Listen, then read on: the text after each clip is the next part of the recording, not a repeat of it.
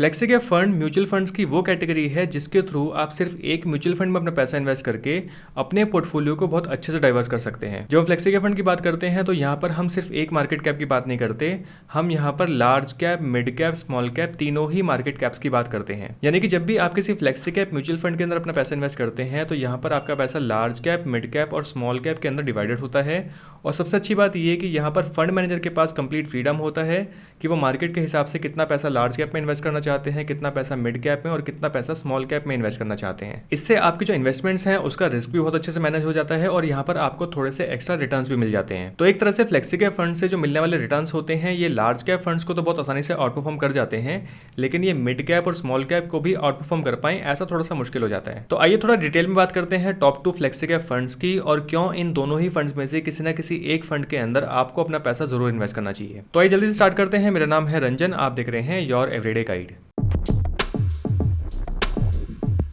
तो जैसा कि आप मेरी स्क्रीन पे देख सकते हैं मैंने यहाँ पर लिए हुए हैं टोटल 6 फ्लेक्सी कैप फंड्स और आपको अभी इतनी बड़ी शीट और इतना बड़ा डेटा देख के घबराने की जरूरत नहीं है क्योंकि ये शीट बहुत ही जल्दी मैं छोटी करने वाला हूँ। तो अगर हम सबसे पहले बात करते हैं इन दोनों ही फ्लेक्सी कैप फंड की, यानी कि कोटक फ्लेक्सी कैप फंड और HDFC फ्लेक्सी कैप फंड की, मैंने इन दोनों ही फंड्स के लिए जो बाकी की डिटेल्स हैं उनको यहाँ पर मेंशन नहीं किया है क्योंकि उनको मेंशन करने का यहाँ पर फायदा नहीं है। फायदा इसलिए नहीं है क्योंकि अगर हम सबसे पहले इन दोनों ही फंड्स के पिछले 5 साल के रिटर्न्स की बात करते हैं तो जो कोटक फ्लेक्सी कैप फंड है इसके 5 साल के रिटर्न्स गए हैं 11.46% और जो HDFC फ्लेक्सी कैप फंड है इसके रिटर्न्स गए हैं 12.30%। तो बात सिर्फ इन रिटर्न्स की नहीं है, बात ये है कि अगर मैं एक दूसरी शीट यानी कि इससे पहले जो मैंने वीडियो बनाई थी लार्ज कैप फंड्स के ऊपर, अगर हम फिर से उन्हीं लार्ज कैप फंड्स के ऊपर एक बार नजर मार लेते हैं तो आप देखेंगे कि यहाँ पर जो एक्सिस ब्लू चिप फंड था उसके जो हाईएस्ट रिटर्न्स गए थे वो गए थे 15.39% के और जो लोएस्ट रिटर्न्स गए थे वो गए थे ICICI prudential blue chip fund के जो कि 5 ईयर्स के रिटर्न्स गए थे 13.12% के। वहीं जो हम बात कर रहे हैं फ्लेक्सी कैप फंड्स की, इनमें जो कोटक फ्लेक्सी कैप फंड है और जो HDFC फ्लेक्सी कैप फंड है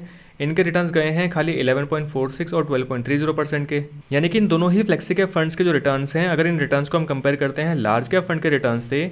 तो जो यहाँ पर सबसे कम रिटर्न्स थे ICICI prudential blue chip fund के जो कि थे 13.12%, इन दोनों ही फंड्स ने इससे भी कम रिटर्न्स दिए हैं। यानी कि एक सिंपल सा पॉइंट यहाँ पर ये आता है कि अगर मैं फ्लेक्सी कैप म्यूचुअल फंड में अपना पैसा इन्वेस्ट करने की बात कर रहा हूँ, यानी कि यहाँ पर मैं एक्सपेक्ट करता हूँ कि मुझे यहाँ पर जो रिटर्न्स मिलेंगे वो कम से कम लार्ज कैप फंड से ज़्यादा रिटर्न्स तो मिलने चाहिए। क्योंकि जैसा मैंने वीडियो की शुरुआत में बताया था कि फ्लेक्सी कैप फंड वो कैटेगरी है जो कि लार्ज कैप, मिड कैप और स्मॉल कैप तीनों में ही आपका पैसा इन्वेस्ट करवाती है। तो अगर मुझे यहाँ पर लार्ज कैप म्यूचुअल फंड से भी ज़्यादा रिटर्न नहीं मिलेंगे तो फिर फ्लेक्सी कैप फंड को चूज करने का फायदा ही क्या है। इससे अच्छा तो मेरे लिए यही होगा ना कि मैं एक लार्ज कैप फंड को ही चूज कर लूँ, मैं बेकार में फ्लेक्सी कैप फंड में अपना रिस्क बढ़ाने की बात यहाँ पे क्यों कर रहा हूँ। खैर वापस आते हैं और बात करते हैं फ्लेक्सी कैप फंड्स की। तो अगर मैं इन दोनों ही फंड्स की बात करता हूं तो मैं इन दोनों ही फंड्स में से कोई भी फंड अपने लिए चूज नहीं करना चाहूंगा क्योंकि जैसे कि मैंने बताया कि इनके रिटर्न्स उतने भी रिटर्न्स नहीं हैं जितने की एक लार्ज कैप फंड ही रिटर्न देता है। तो मैं दोनों ही फंड्स को यहाँ से हाइड कर दूंगा जिससे कि हमारी जो लिस्ट है वो थोड़ी छोटी हो जाएगी। मैं कर देता हूँ इनको हाइड। अब हमारे पास रह जाते हैं ये 4 फ्लेक्सी कैप फंड। तो इसके बाद अगर मैं आपका कंफ्यूजन और भी थोड़ा सा कम करना चाहता हूँ तो हम सीधे सीधे यहाँ पर बात करेंगे क्वांट फ्लेक्सी कैप फंड की। तो क्वांट फ्लेक्सी कैप फंड के अगर हम पिछले 5 साल के रिटर्न्स देखते हैं तो रिटर्न्स तो यहाँ पर बहुत अच्छे हैं जो कि 17.72% के हैं। और अगर आप पिछले 3 साल के रिटर्न्स देखेंगे तो 3 साल के रिटर्न्स भी इसने एक्सीलेंट दिए हैं जो कि हैं 31.08% के रिटर्न्स, जो कि बाकी 3 फंड्स में से किसी भी फंड ने नहीं दिए हैं। लेकिन सिर्फ एक परेशानी जो कि इस फंड के साथ आ जाती है और मैं अपनी बहुत सी वीडियोस में इस बारे में बात भी कर चुका हूं, वो है इस फंड का फंड साइज। तो इस फंड का जो फंड साइज है वो है सिर्फ 198 करोड़ का। वहीं कंपैरेटिवली अगर आप दूसरे फ्लेक्सी कैप फंड्स को देखेंगे तो इसमें से जो लोएस्ट हमारे पास फंड्स हैं वो हैं PGIM India flexi cap fund के जो कि है 4000 करोड़ के। तो एक तरफ है 4000 करोड़ और एक तरफ है 198 करोड़। और जैसे कि मैं अपनी बहुत सारी वीडियोस में इस बारे में बात कर चुका हूँ, क्वांट को लेके भी मैं इस बारे में बात कर चुका हूँ कि अगर आप एक ऐसा फंड चूज करते हैं जिसका AUM बहुत ही ज़्यादा लो है तो वो फंड आपके लिए एक काफ़ी ज़्यादा रिस्की फंड बन सकता है क्योंकि उसका AUM लो है। तो ऐसे फंड्स के अंदर कभी भी लिक्विडिटी के इश्यूज आ सकते हैं, तो फ्यूचर में ऐसे फंड्स के साथ आपको परेशानी हो सकती है। तो इन चारों ही फंड्स में से कोई एक फंड है जो कि मैं यहाँ पर बिल्कुल भी चूज नहीं करना चाहूँगा, फिर चाहे उसके रिटर्न्स कितने भी हों, वो है क्वांट फ्लेक्सी कैप फंड, क्योंकि इसका जो AUM है जैसे मैंने बताया वो AUM बहुत ही ज़्यादा लो है। तो अगेन मैं यहाँ पर क्वांट फ्लेक्सी कैप फंड को सीधे सीधे यहाँ से हाइड कर दूंगा, मुझे ये फंड यहाँ पर नहीं देखना है। उसके बाद हम आते हैं बाकी के 3 फ्लेक्सी कैप फंड्स में। तो मेरे ख्याल से इन फंड्स के बीच में हम बेटर कंपैरिजन अब कर पाएंगे क्योंकि एटलीस्ट हमारे पास यहाँ पर वो फंड्स हैं जो कि आपस में कंपेरेबल हैं। तो अगर मैं यहाँ पर फटाफट बात करता हूँ उन पैरामीटर्स के जिनके अगेंस्ट हमें इन फंड्स को आपस में कंपेयर करना है, उसमें आ जाते हैं सबसे पहले फंड डिटेल्स, उसके बाद हमारे पास आ जाते हैं रिटर्न्स हमारे पास यहाँ पर 3 मंथ से लेके 5 ईयर्स तक के रिटर्न्स हैं। रिस्क मेजर्स की अगर हम बात करते हैं तो रिस्क मेजर्स के अंदर हमारे पास यहाँ पर अल्फा है, बीटा है और स्टैंडर्ड डिविएशन है। साथ ही साथ आपके रेफरेंस के लिए मैंने यहाँ पर लिए हुए हैं टॉप 3 सेक्टर, जिससे कि आप ये डिसाइड कर पाएंगे कि कौन सा फंड फ्यूचर में बेटर परफॉर्म कर सकता है based upon their top 3 sectors. उसके बाद मैंने यहाँ पर लिए हुए हैं फंड मैनेजर्स, यानी कि कितने फंड मैनेजर्स इन फंड्स को मैनेज कर रहे हैं। और फाइनली हमारे पास आ जाता है, क्योंकि ये फ्लेक्सी कैप फंड है तो हमें यहाँ पर पोर्टफोलियो एलोकेशन की जरूर बात करनी चाहिए, यानी कि ये फंड्स लार्ज कैप में, मिड कैप में, स्मॉल कैप में कितना कितना इन्वेस्ट करते हैं। तो जल्दी से अगर हम इन पैरामीटर के बेसिस पे इन म्यूचुअल फंड्स को आपस में कंपेयर करते हैं तो यहाँ पर हम सबसे पहले बात करेंगे रिटर्न्स की। तो रिटर्न्स में अगर हम देखते हैं 5 ईयर रिटर्न्स के, तो 5 ईयर रिटर्न्स जो यहाँ पर लोएस्ट हमें देखने को मिल रहे हैं वो मिल रहे हैं यूटीएफ फ्लेक्सी कैप फंड के, तो मैं इसको यहाँ पर एक बैड मार्क दूंगा। उसके बाद अगर हम यहाँ पर लोएस्ट 3 ईयर रिटर्न की बात करते हैं तो 3 ईयर रिटर्न्स में जो लोएस्ट रिटर्न्स हैं वो again UTF flexi cap fund के हैं, तो इसको यहाँ पर फिर से मार्क करेंगे। 1 ईयर रिटर्न्स में भी सबसे कम रिटर्न्स इसी के हैं, तो इसको मार्क करेंगे। 3 मंथ्स और 6 मंथ्स के बेसिस पे यहाँ पर कंपैरिजन का कोई सेंस नहीं बनता है, इसलिए मैं इन दोनों के बेसिस पे यहाँ पर इनको कंपेयर नहीं करूँगा। उसके बाद अगर हम बात करते हैं अल्फा की, यानी कि इस फंड ने अपने बेंचमार्क के कंपैरिजन में कितने एक्स्ट्रा परसेंटेज ऑफ रिटर्न्स दिए हैं, तो इसका मतलब ये है कि जिस भी फंड का अल्फा ज़्यादा होगा वही फंड आपके लिए ज़्यादा अच्छा होगा। तो यहाँ पर जो लोएस्ट अल्फा में देखने को मिल रहा है वो मिल रहा है यूटीएफ फ्लेक्सी के फंड का, जो कि है 3.09 का, तो इसको मैं यहाँ पर एक बैड मार्क दे सकता हूँ। उसके बाद अगर हम बात करते हैं बीटा की, तो बीटा हमें बताता है कि कोई फंड अपने बेंचमार्क के कंपैरिजन में कितना ज़्यादा डिविएट करता है, यानी कि कितनी ज़्यादा उसकी वोलेटिलिटी है। तो यहाँ पर जो हाईएस्ट वोलेटिलिटी हमें देखने को मिल रही है वो मिल रही है पीजीआई इंडिया फ्लेक्सी के फंड की, जो कि है 1, और 1 के बाद जो हमारे पास यहाँ पर आता है वो आ जाता है 0.95। तो यहाँ पर हम बहुत बड़ा डिफरेंस नहीं है, खाली 0.05 का डिफरेंस है, तो मैं यूटीएफ फ्लेक्सी के फंड को भी यहाँ पर एक बैड मार्क दे सकता हूँ। उसके बाद अगर हम स्टैंडर्ड डिविएशन की बात करते हैं तो स्टैंडर्ड डिविएशन अगेन वही कि कोई फंड अपनी मीन पोजीशन से कितना ज़्यादा डिविएट करता है। तो यहाँ पर अगर आप इन दोनों ही फंड्स को देखेंगे तो दोनों में ही यहाँ पर सिर्फ 1 पॉइंट का डिफरेंस है, तो मैं इन दोनों को ही यहाँ पर एक बैड मार्क दे सकता हूँ। तो जो टॉप 3 सेक्टर्स हैं और जो बाकी के पैरामीटर्स हैं इनके बारे में हम बाद में बात करेंगे। सबसे पहले हम ऊपर आ जाते हैं, यानी कि फंड डिटेल्स के अंदर। तो फंड डिटेल्स के अंदर अगर हम देखते हैं तो यहाँ पर जो फंड एज है तीनों ही फंड्स पुराने हैं। उसके बाद अगर हम फंड साइज की बात करते हैं तो फंड साइज यहाँ पर जो लोएस्ट है वो है पीजीआईएम इंडिया फ्लेक्सी फंड का, तो कंपैरेबल टू बाकी 2 फंड्स इस फंड का फंड साइज काफी ज्यादा कम है, तो मैं यहाँ पर इसको एक बैड मार्क जरूर दे सकता हूँ। उसके बाद अगर हम बात करते हैं एक्सपेंस रेशियो की, तो जो एक्सपेंस रेशियो हाईएस्ट है वो है पारंपरिक फ्लेक्सी कैप फंड का, तो मैं यहाँ पर इसको एक बैड मार्क दे सकता हूँ। एग्जिट लोड की मैं यहाँ पर बात नहीं करूंगा, क्योंकि हम हमेशा जब बात करते हैं तो हम लॉन्ग टर्म इन्वेस्टिंग की बात करते हैं और 1 साल के बाद ऑलमोस्ट हर एक फंड का जो एग्जिट लोड होता है वो 0 हो जाता है। लेकिन पारंपरिक फ्लेक्सी का फंड एक ऐसा फंड है जो कि 2 साल के बाद ही अपने एग्जिट लोड को 0 करता है,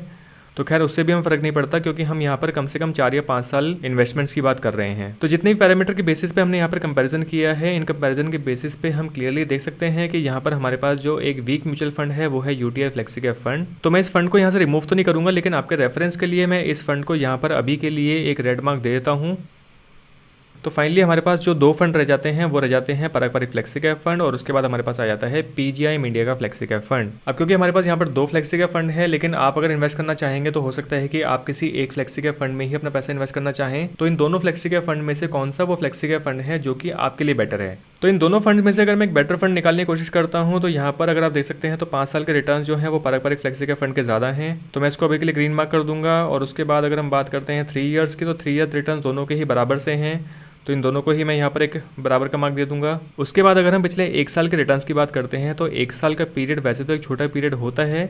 लेकिन अगर आप यहाँ पे कंपेयर करना ही चाहते हैं तो हम यहाँ पर देख सकते हैं कि 1 ईयर में भी पारंपरिक फ्लेक्सी कैप फंड ने काफ़ी अच्छे रिटर्न्स दिए हैं। उसके बाद अगर हम अल्फा की बात करते हैं तो अल्फा में 9.32 इसका अल्फा है। उसके बाद अगर हम बीटा की बात करते हैं तो बीटा हम पहले ही मार्क कर चुके हैं, जो कि PGIM India flexi cap fund का बीटा 1 है। वहीं पर ही पारंपरिक फ्लेक्सी कैप फंड का बीटा खाली 0.77 है, तो मैं इसको मैं यहाँ पर ग्रीन मार्क दूंगा। उसके बाद अगर हम स्टैंडर्ड डिविएशन की बात करते हैं तो स्टैंडर्ड डिविएशन हम पहले ही मार्क कर चुके हैं, तो बदले में यहाँ पर हम इसको ग्रीन मार्क दे देंगे। और बाकी ऊपर की चीज़ें हम पहले ही मार्क कर चुके हैं। अब हम सीधे आ जाते हैं यहाँ पर इनके टॉप 3 सेक्टर्स के अंदर। तो टॉप 3 सेक्टर्स में आप देख सकते हैं पारंपरिक के अंदर है फाइनेंशियल, सर्विस और टेक्नोलॉजी, जबकि पीजीआईएम इंडिया फ्लेक्सी के फंड के अंदर हमारे पास आ जाता है फाइनेंशियल, कैपिटल गुड्स और टेक्नोलॉजी। तो टॉप 3 सेक्टर जैसे कि मैंने आपको बताया था कि ये टोटली आपके रेफरेंस के लिए है, तो अगर सेक्टर्स का आपको कुछ फर्क पड़ता है तो आप इन सेक्टर के बेसिस पे इन म्यूचुअल फंड को आपस में कंपेयर करके चूज कर सकते हैं। तो सेक्टर्स को मैं यहाँ पर स्किप करना चाहूंगा। उसके बाद हम बात करते हैं फंड मैनेजर्स की। तो फंड मैनेजर मैंने यहाँ पर क्यों लिया है, तो फंड मैनेजर का पैरामीटर मैंने यहाँ पर इसलिए लिया है क्योंकि ऐसा मेरा मानना है कि क्योंकि ये एक फ्लेक्सी कैप फंड है, यहाँ पर लार्ज कैप, मिड कैप और स्मॉल कैप तीनों ही कैप्स यहाँ पर आ जाती हैं। तो एक अकेले फंड मैनेजर के लिए इतने सारे कैप्स में से, इतने सारे स्टॉक्स में से, यानी कि टोटल 500 डिफरेंट कंपनीज यहाँ पर आ जाती हैं। इन 500 कंपनीज में से सही लार्ज कैप, सही मिड कैप, सही स्मॉल कैप वाली कंपनीज निकाल पाना और उनके अंदर जो इन्वेस्टमेंट्स हैं उनको सही तरीके से डिस्ट्रीब्यूट कर पाना थोड़ा सा टीडियस टास्क हो सकता है। तो मेरे ख्याल से अगर यहाँ पर एक से ज्यादा फंड मैनेजर होंगे जो कि इन फंड्स को मैनेज करेंगे तो यहाँ पर जो डिसीजन मेकिंग है वो ज्यादा एक्यूरेट और थोड़ी सी अच्छी बन सकती है। तो जैसे कि हम यहाँ पे देख ही पा रहे हैं कि पराग पारिक फ्लेक्सी कैप फंड में टोटल 2 फंड मैनेजर हैं और जो PGIM India flexi cap fund है यहाँ पर टोटल 4 फंड मैनेजर्स हैं। मैं ये नहीं कह रहा कि यहाँ पर 4 फंड मैनेजर जो हैं वो 2 फंड मैनेजर से ज्यादा अच्छे हैं, लेकिन एटलीस्ट यहाँ पर हमारे पास एक से ज्यादा फंड मैनेजर हैं तो दोनों ही फंड्स में ये एक बहुत अच्छी बात है। तो आगे बढ़ते हैं, अगर हम यहाँ पर पोर्टफोलियो एलोकेशन की बात करते हैं तो पोर्टफोलियो एलोकेशन के अंदर पराग पारिक फ्लेक्सी कैप फंड में जो सबसे ज्यादा एलोकेशन है वो है लार्ज कैप के अंदर जो कि है 79.35%। उसके बाद मिड कैप में खाली 10% का एलोकेशन है और स्मॉल कैप में खाली 2.59% का एलोकेशन है। वहीं अगर हम PGIM India flexi cap fund की बात करते हैं तो यहाँ लार्ज कैप के अंदर 58.34% है, मिड कैप में यहाँ पर पराग पारिक फ्लेक्सी कैप फंड के मुकाबले काफी अच्छा परसेंटेज है जो कि है 26.45% और स्मॉल कैप में भी यहाँ पर 11.73% है जो कि अगेन पराग पारिक के स्मॉल कैप एलोकेशन से ज्यादा है। तो जैसे कि हम यहाँ पे क्लियरली देख सकते हैं कि जो पराग पारिक फ्लेक्सी कैप फंड है इसको यहाँ पर थोड़ा सा सेफ फंड बनाकर रखा हुआ है, यानी कि यहाँ पर क्योंकि लार्ज कैप के अंदर एलोकेशन ज्यादा है, वहीं मिड कैप में खाली 10% का एलोकेशन है और स्मॉल कैप में खाली जैसे हम देख पा रहे हैं कि 2.5% का एलोकेशन है। तो जनरली ऐसा देखा जाता है कि अगर किसी फंड की एलोकेशन लार्ज कैप में ज्यादा है तो उस फंड के जो रिटर्न्स होते हैं वो रिटर्न कंपैरेटिव टू दूसरे फंड्स कम होते हैं। लेकिन क्योंकि जैसे कि हम जानते ही हैं कि पराग पारिक फ्लेक्सी कैप फंड एक ऐसा फंड है जो कि फॉरेन इक्विटी में भी अपना पैसा इन्वेस्ट करता है। ऑल्दो वो बात अलग है कि सेबी और आरबीआई ने अभी फॉरेन इक्विटी इन्वेस्टमेंट्स पे रोक लगाई हुई है और अभी कोई भी mutual fund house foreign equity के अंदर इन्वेस्टर्स का पैसा इन्वेस्ट नहीं कर सकता जब तक कि इन रेस्ट्रिक्शंस को हटाया नहीं जाएगा। खैर वो एक अलग कहानी है। तो अगर हम Parag Parikh flexi cap fund की बात करते हैं तो Parag Parikh flexi cap fund large cap में भी ज्यादा इन्वेस्टमेंट्स के बाद ज्यादा रिटर्न्स इसलिए जनरेट कर पाया है क्योंकि सेबी की जो रेस्ट्रिक्शंस है, रेस्ट्रिक्शंस लगने से पहले तक पराग पारिक के जो इन्वेस्टमेंट्स हैं वो क्योंकि वो फॉरेन इक्विटी में रही थी, जहां से पराग पारिक फ्लेक्सी कैप फंड को काफी अच्छे रिटर्न्स देखने को मिले। वहीं दूसरी तरफ अगर हम PGIM India flexi cap fund की बात करते हैं तो यहाँ पर जो प्रोपोर्शन डिवाइडेड है वो काफी अच्छा प्रोपोर्शन डिवाइडेड है।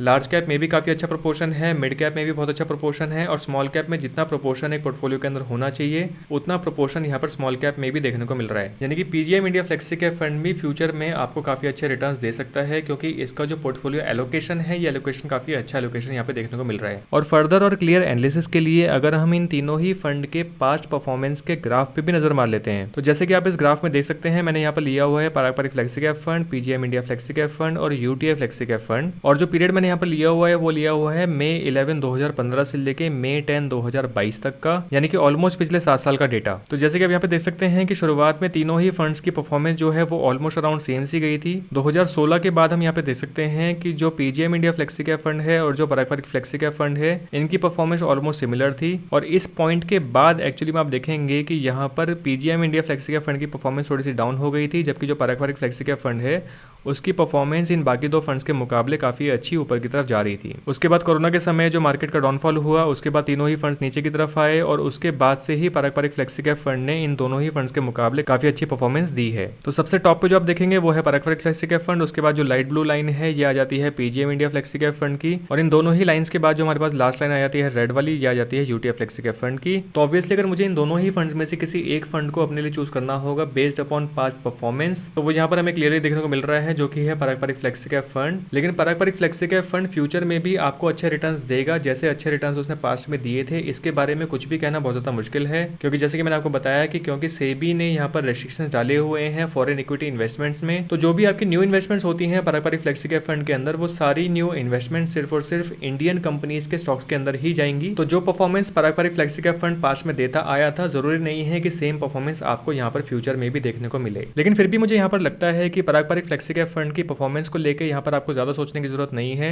क्योंकि पराग पारिक फ्लेक्सी कैप फंड ने अपनी पास्ट परफॉर्मेंस की वजह से जो लोगों के मन में एक एक्सपेक्टेशन सी सेट कर दी है, मुझे लगता है कि उस एक्सपेक्टेशन को बरकरार रखने के लिए पराग पारिक फ्लेक्सी कैप फंड के जो फंड मैनेजर्स हैं वो आपके लिए ज्यादा से ज्यादा रिटर्न जनरेट करने की कोशिश जरूर करेंगे इस कैटेगरी के अंदर। तो दोस्तों ये थी वो कंप्लीट गाइड और complete comparison top 2 flexi cap mutual funds को लेके। अगर आपको इस वीडियो से कुछ भी जानकारी या हेल्प मिल पाई है तो मुझे इस वीडियो को लाइक करके जरूर बताएं और चैनल को सब्सक्राइब करना मत भूलिएगा। जल्दी मिलते हैं अगली वीडियो में। Thank you for watching.